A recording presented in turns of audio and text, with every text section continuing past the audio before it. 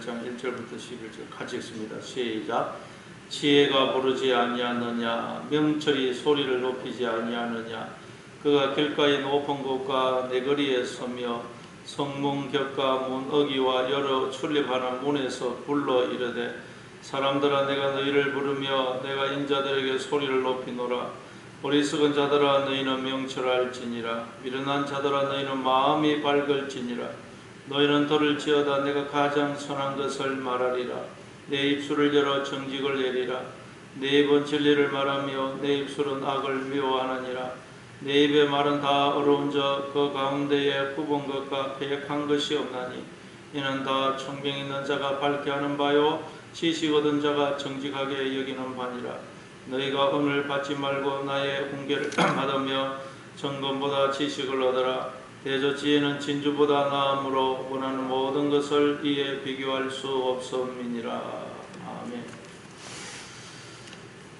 이 8장은 7장에서 나왔던 음녀가 우리를 망하게 하기 위해서 유혹하던 그 장면과 이제 대조해서 하나님이 우리에게 지혜를 주어 우리를 지혜로운 자가 되도록 하기 위해서 우리를 부르시고 또 우리를 초청하시는 그런 내용입니다.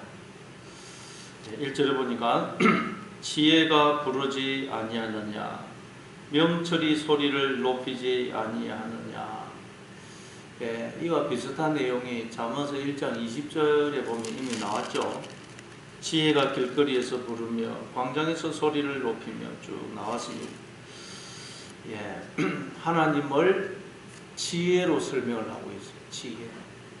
요한복음 1장 1절에 보면 태초에 말씀이 계시니라. 이 말씀이 하나님과 함께 계셨으니 이 말씀은 곧 하나님이시니라 그러죠.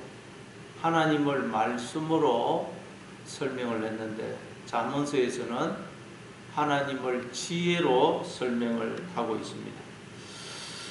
그러니까 하나님이 우리를 지으시고 부르시는 목적이 뭐냐? 자신을 우리에게 주어 우리를 지혜로운 자가 되게 하시는 것. 그게 우리를 지으시고 부르신 목적이에요. 목적.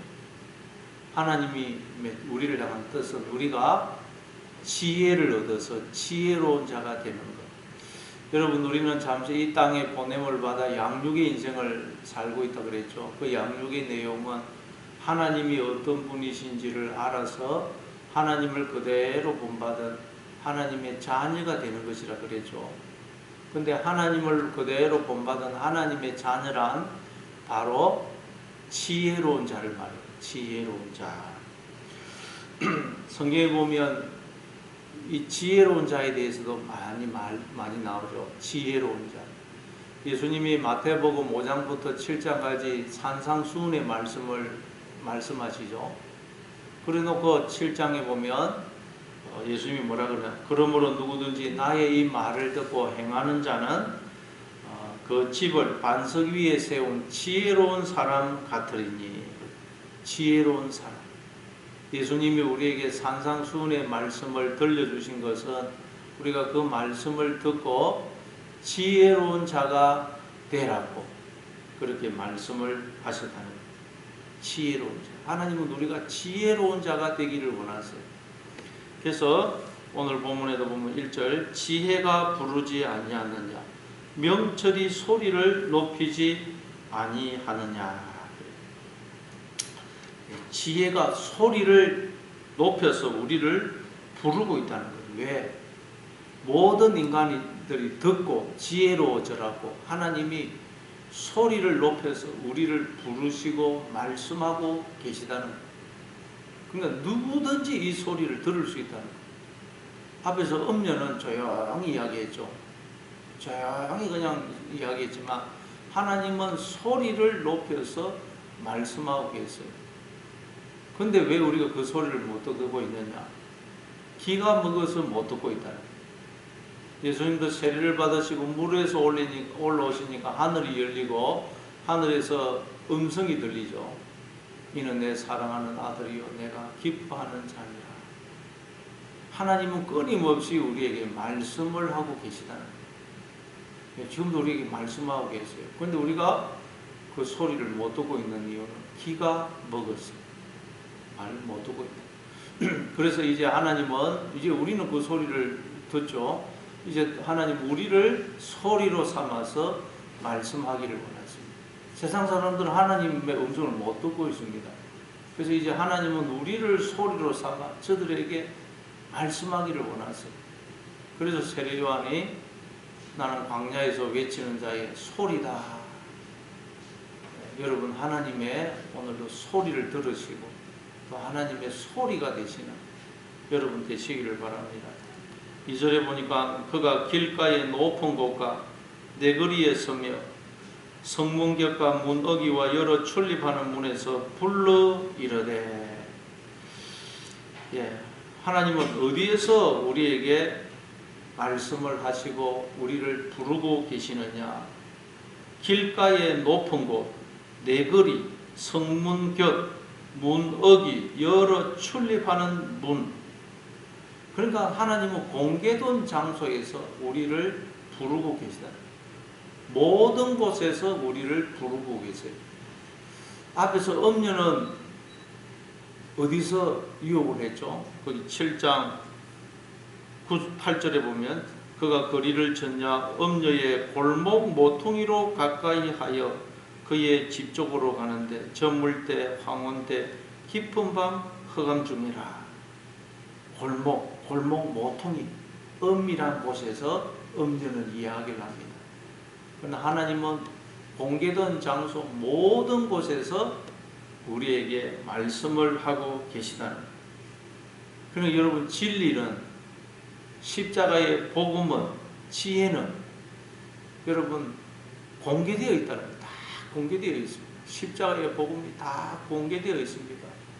복음이 비밀이라고 할 때 그 비밀은 못 듣도록, 알지 못하도록 감추어져 있기 때문에 비밀이라 그러는 게 아니고, 십자가의 복음이 비밀이다, 예수님이 비밀이다, 진리가 비밀이다 하는 것은 다 공개되어 있지만 인간들이 그걸 깨닫지를 못해서 비밀이다.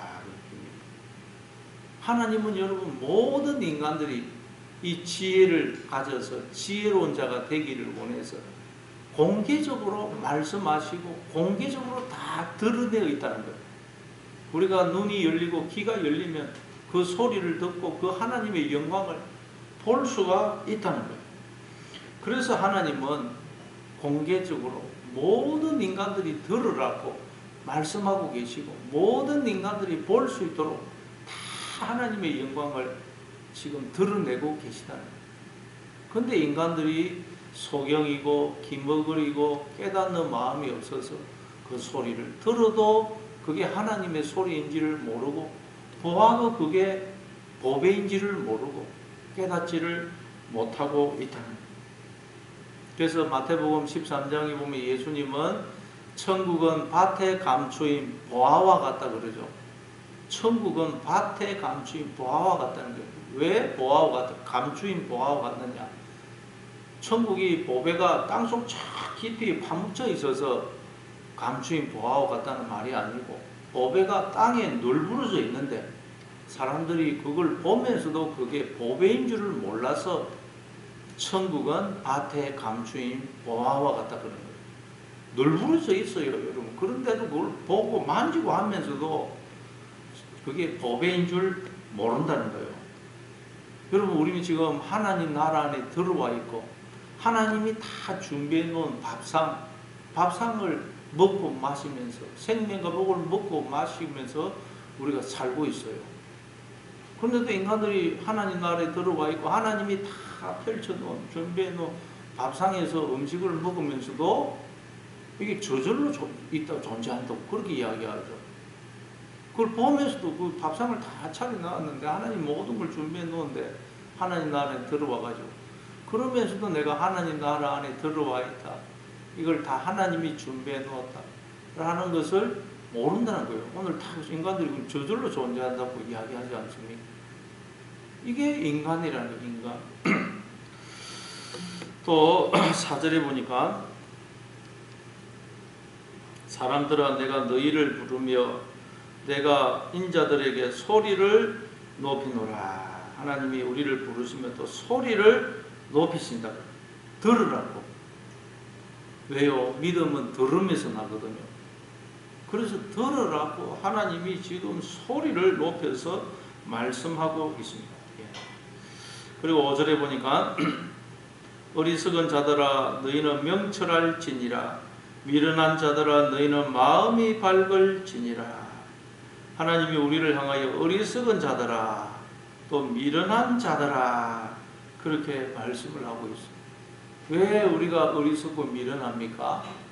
앞에 7장에서 나왔듯이 음녀의 유혹에 넘어가서 음녀와 불륜을 행하고 있기 때문에 마음속에 하나님이 아닌 다른 영, 다른 말, 다른 소리를 불러들여서 그걸 받아들여서 하나님 없는 생각을 하고 있기 때문에 하나님이 우리 보고 어리석은 자야, 미련한 자야 그렇게 말씀을 하고 있다.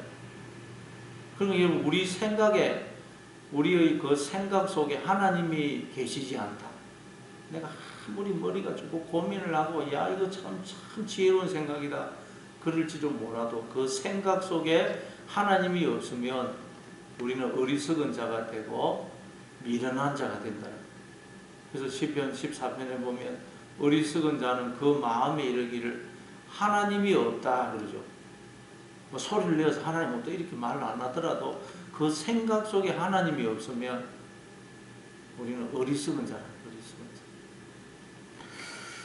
자. 자, 그리고 또 6절에 보니까 너희는 들을지어다 내가 가장 선한 것을 말하리라. 내 입술을 열어 정직을 내리라. 들으라 그래요. 하나님이 내 말을 들어라. 음녀의 소리 듣지 말고 뱀의 소리를 듣지 말고 하나님의 음성을 들으라 그래요. 그럼 여러분 우리가 뱀의 소리와 하나님의 소리를 구분을 해야, 구분을 할 줄 알아야 뱀의 소리는 안 듣고 하나님의 음성만 들을 수 있겠죠. 그럼 뱀의 소리는 도대체 어떤 소리고 하나님의 소리는 어떤 소리일까요? 구분을 해야 우리가 이거 뱀의 소리네 안 듣고 이건 하나님의 소리네 그리고 들을 거 아닙니까? 근데 하나님의 소리는 뭐냐? 내가 가장 선한 것을 말하리라. 가장 선한 것. 이게 낙이던데 가장 귀한 것. 가장 귀한 것을 말한다는 거예요. 그리고 정직을 내리라. 하나님의 음성은 가장 귀한 것, 귀한 것과 정직한 것을 말씀한다는 거예요. 그게 뭘까요? 정직한 것과 귀한 것. 그게 뭐냐? 우리는 여러분 하나님 나라 안에 들어와 있고 하나님이 준비해 놓은 모든 것들을 먹고 마시면서 살고 있다는 거예요. 내 생명, 이 나라는 존재가 내 것이 아니라는 거예요. 그러니 하나님의 것을 하나님께 돌려드리고 네 인생도 다 하나님께 맡기고 하나님의 다스림을 받아들이라. 너는 주인이 아니다. 머리의 자리에서 내려오라는 거예요. 네가 모든 걸 판단하지 말라는 거예요. 이처럼 여러분 우리를 머리의 자리에서 내려가게 만들고 나를 부인하게 만드는 것은 하나님의 음성입니다. 그러나 뱀의 소리는 뭐죠? 네가 선악과 따먹으면 눈이 밝아져서 하나님처럼 된다. 네가 네 인생의 주인이야. 네 뜻대로 살아. 네를 주장해. 우리를 자꾸 나를 높이게 만들고 나를 주장하게 만드는 소리는 뱀의 소리라는 거예요. 뱀의 소리. 나를 부인하게 하느냐, 나를 자꾸 높이게 만들고 주장하게 만드느냐, 그걸 보면 우리는 이 소리가 하나님의 소리인지 뱀의 소리인지 알 수 있어요. 나를 부인하게 하는 것, 그건 하나님의 소리입니다. 그 하나님의 음성만 들어요. 그러나 나를 높이게 만들고 나를 주장하게 만드는 건 뱀의 소리입니다. 그건 들으면 안 된다는 거예요. 안 된다. 왜냐하면 우리는 무엇을 듣느냐에 따라서 우리의 존재가 달라집니다. 달라져요. 하나님의 음성을 들으면 우리는 여러분 하나님을 닮게 되지만 뱀의 소리를 들으면 우리는 뱀 같은 자가 돼요. 뱀 같은 자. 인간은 무엇을 듣느냐에 따라서 존재가 달라져요. 그래서 우리는 자녀들에게 계속 여러분 하나님의 말씀을 들려주도록 해야 돼요. 하나님의 입이 되었어요.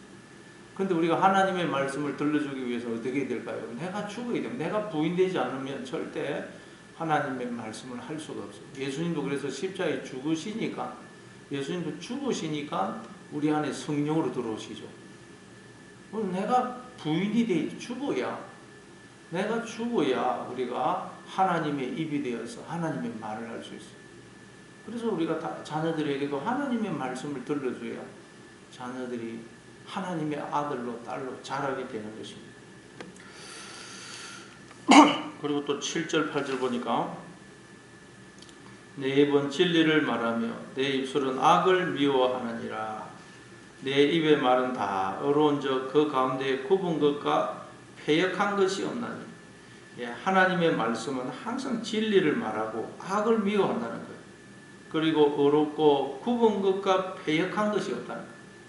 하나님의 말씀은 여러분 그 속에 악한 동기, 나쁜 의도, 뭔가 빼딱하게 보고 뭔가 모든 걸 부정적으로 보고 이런 게 없다는 거예요.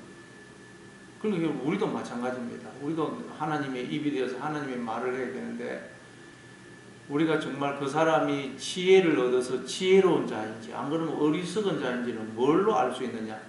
그 사람 말하는 거 보면 알 수 있다. 말하는 거. 야, 저 사람 참 지혜로운 사람이구나. 하나님을 닮은 하나님의 자녀구나. 아니면 어리석은 자구나. 저 사람 속에 뱀이 가득하구나.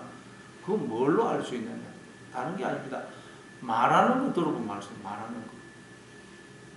마태복음 7장에도 보면 그 열매로 그 나무를 안다 그러죠. 열매를 보면 나무를 압니다. 마찬가지로 그 사람 입에서 나오는 말을 들어보면 그 사람이 지혜로운 사람인지 어리석은 사람인지 알 수 있다. 지혜로운 사람은 뭐라고 그래요? 거기 보니까 굽은 것과 패역한 것이 없다는 거예요. 나쁜 의도, 동기로 뭔가 모든 걸 빼딱하게 보고 부정적으로 보고 꼭 안 좋은 것만 보면서 부정적으로 이야기하는 사람. 그 사람은 어리석은 사람, 지혜로운 사람이 아니라. 그럼 항상 긍정적으로 봐야 돼요. 긍정적. 교회에 대해서도 교회는 여러분 죄인들이 모인 곳 아닙니까? 그런데 꼭 그 죄인들이 모이니까 모든 게 문제가 있을 수 있지요. 그런데 그거 안 좋은 것만 자꾸 이야기하면서 부정적으로 이야기한다. 그 사람 왜 그러냐? 그 속에 뱀이 있어서 그래요. 뱀이. 항상 우리는 여러분 긍정적으로 보고 긍정적으로 이야기해요. 참 좋게 그냥 말하는 거 들어보면 알 수가 있다. 그래서 여러분 우리는 자꾸 여러분 이 사도행전 2장에도 보면 오순절날 성령이 임하니까 제자들이 성령이 말하게 하심을 따라 다른 언어들로 말하기 시작하더라 그러죠. 우리는 자꾸 말씀을 기억하고 예수님을 배워서 다른 언어로 말하려고 해야 됩니다. 말이 달라져야 돼요. 여러분 우리가 지혜로운 말 한마디 하면 그 모든 복잡한 상황이 해결이 되고 지옥 같은 상황이 천국으로 바뀌는 경험을 하죠. 그러나 또 말 한마디 잘못해가지고 모든 그냥 상황이 복잡해지고 문제가 꼬이고 지옥이 되어버리는 것을 우리가 경험합니다. 말 한마디가 이렇게 중요합니다. 말 한마디. 남편의 지혜로운 말 한마디 하면 아내는 행복해하고 또 아내가 지혜로운 말 한마디 하면 가정이 천국으로 변합니다. 우리가 얼마나 그걸 많이 경험합니다. 말 한마디, 지혜로운 말 하는 것. 그래서 예수 믿는 것은 우리가 신앙생활 하는 목적은 말이 달라지기 위해서입니다. 지혜로운 말을 하기 위해서예요. 지혜로운 말. 예수 아무리 오래 믿어도 말이 빼딱하고 부정적으로 말하면 그 사람은 아직도 그 속에 하나님이 없다는 거예요. 우리는 여러분 성령이 말하게 하심을 따라 다른 언어들로 말을 하려고 계속 애를 써야 돼요. 그 저절로 되는 게 아니고 계속해서 나를 부인하고 복종해서 쳐서 이 하나님의 말씀을 말하려고 자꾸 노력을 해야 됩니다. 저절로 되는 게 아닙니다. 그래서 말이 달라지는 말, 항상 긍정적인 말, 축복의 말, 위로의 말, 격려의 말, 믿음의 말, 살리는 말을 해야 돼요. 그럼 그 말을 하면 그 말을 먼저 내가 들어요. 그 말이 또 내한테 씨로 떨어지고 그러면 또 내가 변화되고 내 말을 듣는 사람이 변화되고. 그래서 우리는 의도적으로 자꾸 여러분 지혜로운 말을 하려고 해요. 말 한마디가 여러분 상황을 변화시키는 것입니다. 말이 씨거든요. 말이 영이고 말이 사람을 살리고 죽이는 것입니다. 죽고 사는 것이 혀의 건재에 달려있다 그러잖아요. 여러분, 내가 의도적으로 자꾸 믿음을 말을 해야 됩니다. 오늘 여러분 이 말, 자꾸 말을, 지혜로운 말, 믿음의 말, 하나님의 말을 하려고 의도적으로 노력하시기 바랍니다. 그 속에 빼딱하게 뭔가 나쁜 의도 동기로 말을 하는 분들이 있어요. 그러면 그 말을 듣고 또 자기 마음이 더 나빠지고 황폐해지고 그 말을 듣는 사람도 또 상처받고, 그래서 항상 좋은 말을 하고 그러게 여러분 복이라는 거. 하나님 우리 인생을 살게 하시는 목적이 바로 우리가 지혜로운 자가 되어서 지혜로운 말을 하는 자가 되는 거예요. 그게 여러분 목적이에요.